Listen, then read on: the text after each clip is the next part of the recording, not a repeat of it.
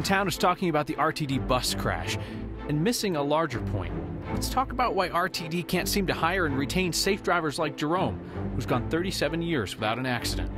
Another big mistake is discovered in legislation passed this year at the Capitol, leading a next viewer to ask, who's writing these laws? Hint, it's not the lawmakers. The Rockies' postseason run lasted all of 3 hours and 54 minutes, but it's long enough to jack up ticket prices for next year. 22 years after leaving 9 News, Tom Green is back. Before his first newscast here, he tells us why he can't quit journalism. And have you gotten a whiff of the new Denver scented candle? Marijuana. Water. Definitely water. Dog food. Yeah. We would have guessed Denver smells like hops and hipster beard balm, but we get our say next.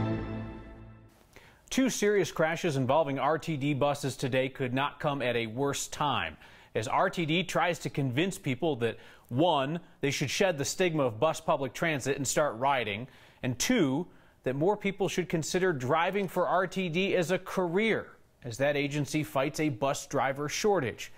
Neither crash today appears to be the fault of the bus driver. RTD says the bus that went into a house at 45th and Josephine late this afternoon had first been rear-ended by another driver. 3 people went to the hospital in that crash. Investigators aren't saying if those people were on the bus or in the other car. Earlier today out in Aurora, a driver died after rear-ending another RTD bus. Both the bus driver and a passenger were fine. RTD has been struggling to find drivers lately. You can blame a whole lot of factors, from gas and oil to marijuana to passenger rowdiness. Allow me to explain.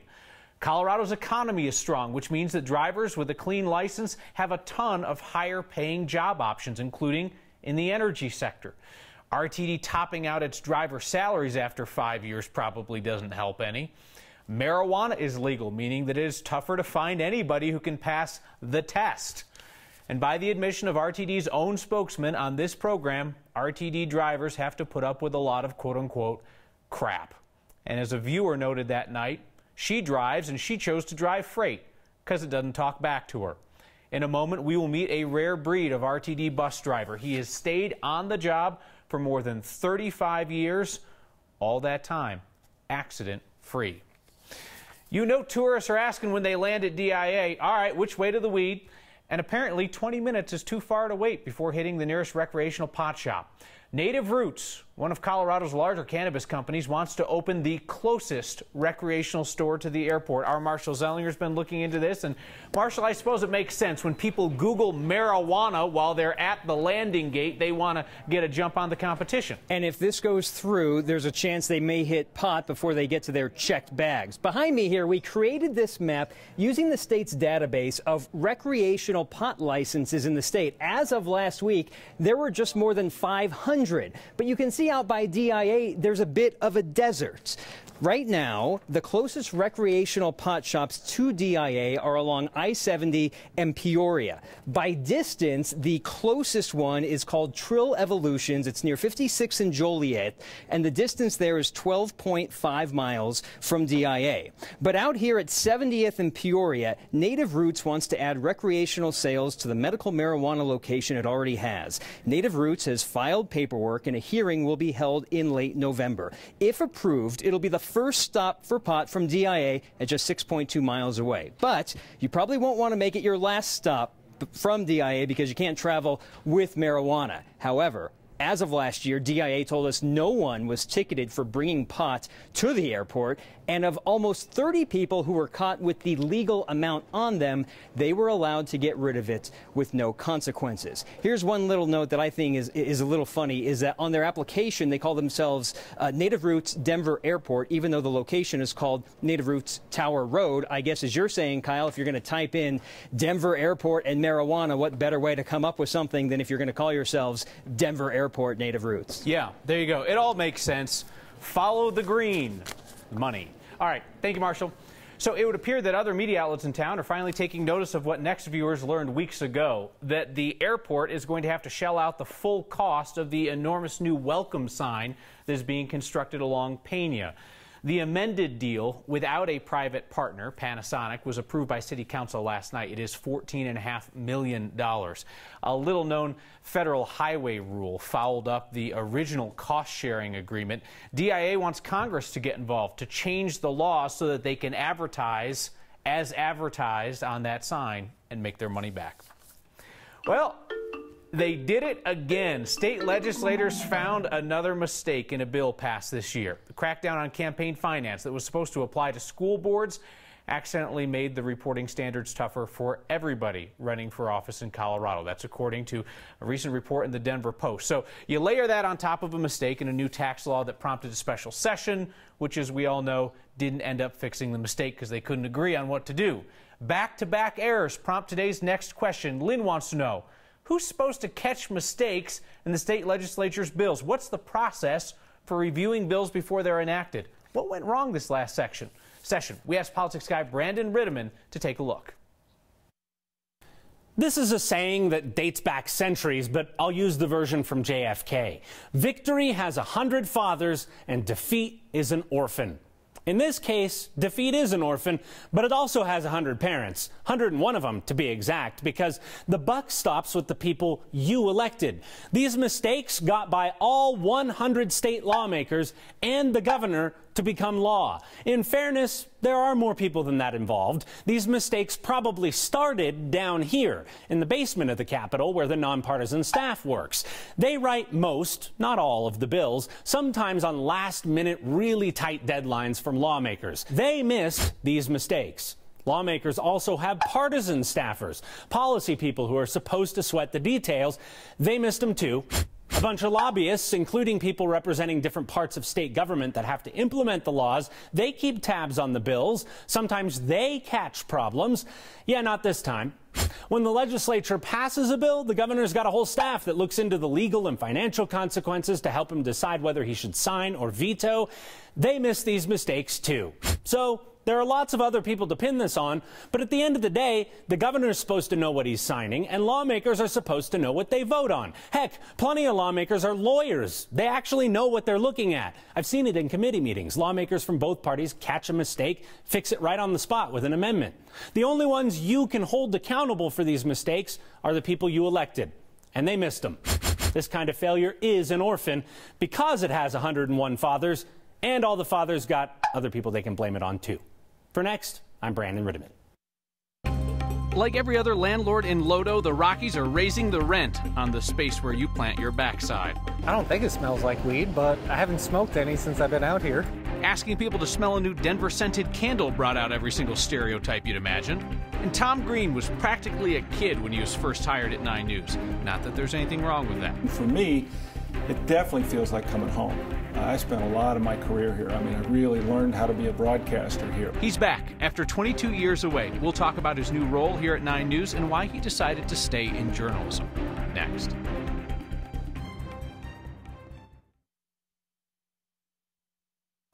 Rockies fans, congratulations. You stuck with that team through thick and thin, through 7 seasons of no postseason action, and you loved every minute of those, 4 hours in the postseason this year. So what do you get for your loyalty? Well, you get increased ticket prices next season. Owner Dick Montfort buried that announcement deep in his year-end letter to season ticket holders. He said it would be a modest price increase, but well, definitions of modesty vary, you know, so we'll wait and see what it is. Montfort cited the Rockies as having some of the lowest ticket prices in baseball. Forbes actually pegs them as more middle of the pack. Reached out to the ticket office to try and sort that out. They weren't able to give us information immediately today.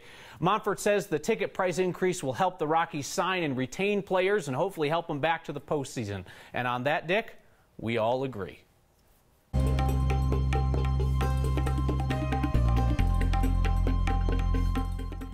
Another beautiful October day. You might be asking yourself, how long can this last? Guess what? It will last until the end of the week. Highs above the average of 65, a trend that will continue through Friday in advance of a weak cool front that will bring wind to the front range at week's end and maybe some snow showers to the northern mountains. I think the moisture so limited with this incoming front from the Pacific Northwest that we won't have rain in Denver's forecast Saturday, just a 20-degree temperature drop. Few clouds around here in the morning, then mostly sunny in the afternoon. Another warm day with highs in the mid-70s after a chilly start. Our low at 43. Southwest winds will push temperatures above average again in the afternoon. And again, the only cooling trend we're forecasting is over the weekend, Saturday into Sunday, but it looks dry through the extended period.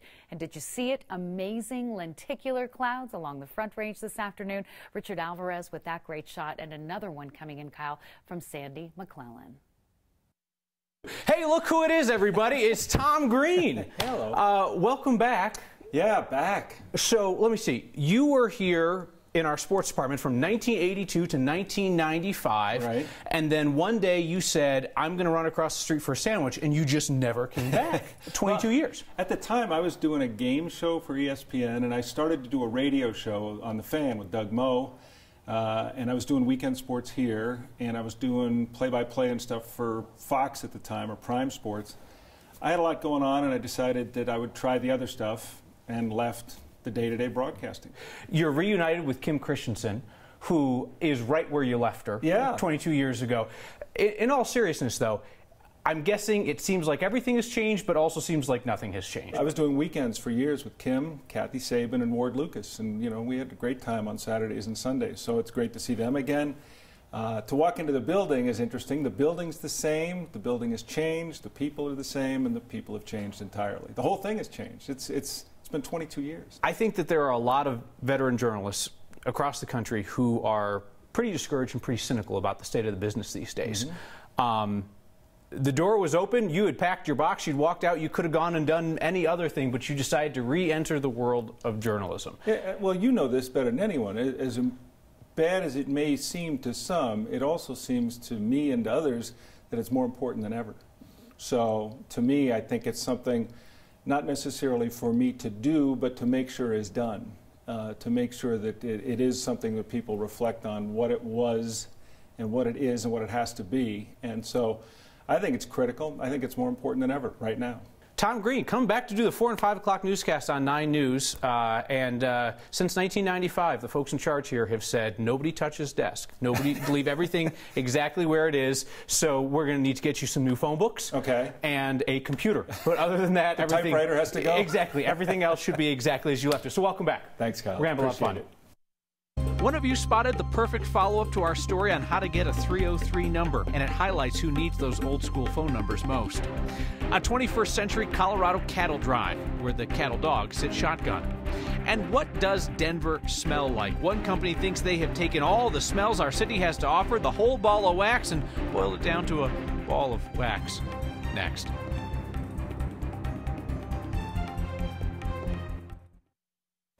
The RTD bus driver shortage we discussed earlier tonight is one more reason why they will so miss a man named Jerome Hall. Jerome will retire at the end of the year after 37 years with RTD. He has driven enough miles to go around the earth 25 times, and he has done it without an at-fault crash. A clean driving record for 3.5 decades. And Jerome has stayed with a job that is increasingly tough to convince drivers to take in the first place.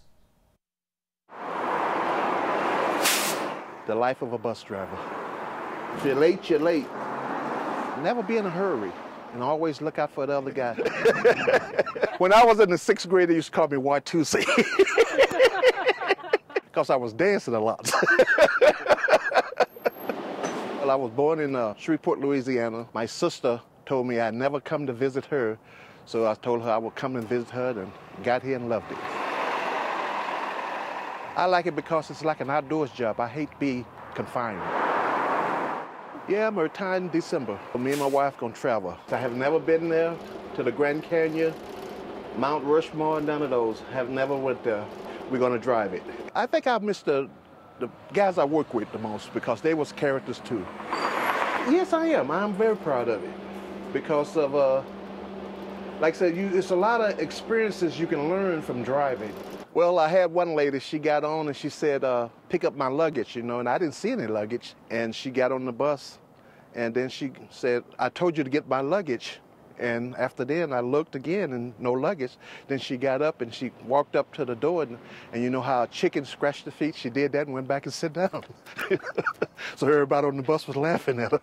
When you drive a bus, you're kind of like a bartender too, because you have to listen to their stories. After you get older, you say it's about time, you know. Me and my wife, like I said, we more or less worked all our lives, so now it's time for us to enjoy life. Our best to Jerome, who says all he wants to do is drive clean until he retires in December. If you missed our report last night on how to snag a 303 phone number, the symbol of old school Colorado cool, 2 decades after a number shortage brought in 720. If you missed it, you can see that story in the next section of 9news.com. A next viewer named Brad saw a perfect example of another layer of that story that we didn't get into. So here's a business, 303 Tires. They do auto repair there as well. You'll notice they have a 720 number. The phone carriers that we spoke with for our report told us that these days, a lot of people who move to Colorado want to keep their out-of-state number. They don't want a 303 number. It is much more likely these days that it's a business that calls up trying to switch from 720 to 303. Well, in case you don't get enough of it every day, you can now buy a candle that supposedly smells like Denver. That is somewhat debatable, but the candle is named after Denver. It's this whole marketing thing. Got us thinking, what does Denver really smell like these days? Our Noel Brennan found there are some questions you don't really want to know the answer to. Bath and Body Works. Put Denver in a candle. But does Denver have an all-encompassing smell? I personally think that Denver smells just fresh altogether. The smell of Denver, it's fresh. You know, right now the smell seems fresh, pretty clean considering, you know, right next to the river and everything. Come on, Denver, fine-tune that freshness into some ingredients. Water, definitely water. With the leaves changing, you're starting to get a little bit of a fall smell to it. Now that I'm thinking of like fly fishing, maybe that kind of smell. Okay, well maybe add in some stereotypical smells. I think that they'd probably say marijuana. I get a little bit of weed, but not as much as everyone thinks I'm gonna get. You know, you have some days where I believe it's, is it Purina? Dog food. Yeah. Purina dog plant, that's an interesting one. Water, leaves, fly fishing, weed, dog food. Take a whiff. What you think? I don't know if I would say that that's what Denver smells like. It's very sweet. I don't think it smells like weed, but I haven't smoked any since I've been out here. I did not smell the Purina dog plant and the candle either. You like it? Nah, she doesn't like it. It's not bad. Okay, maybe they used some other ingredients. Denver, I like that it's made with natural oils. But it seems a candle can come close But it smells fairly fresh. to matching a city's scent. I still enjoy the smells of Colorado. Haven't smelled Greeley yet. For next, I'm Noel Brennan. I'm going to save you 15 bucks. I smelled the candle. It doesn't smell like Denver. It smells like a candle. It's a nice candle, but it smells like a candle. We return with a very modern Colorado cattle drive in which some of the animals ride.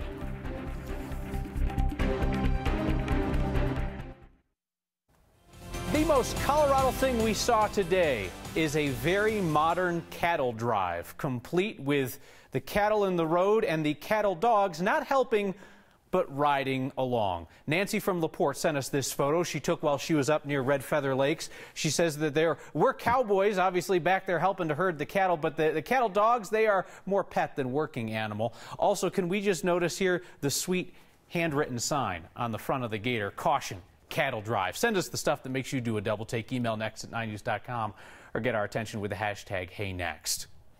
Well, you people are excited to see Tom Green again. Everybody writing in. Aaron Noyes has always enjoyed his way of presenting the sports back when he was on 9 News.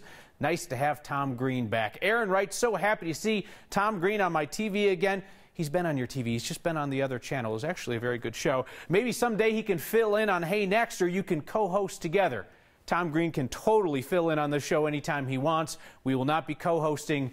Don't cross the streams. And Stacy writes, hey, next, 18 days of travel, 2 coasts. I know I am home when your theme song starts.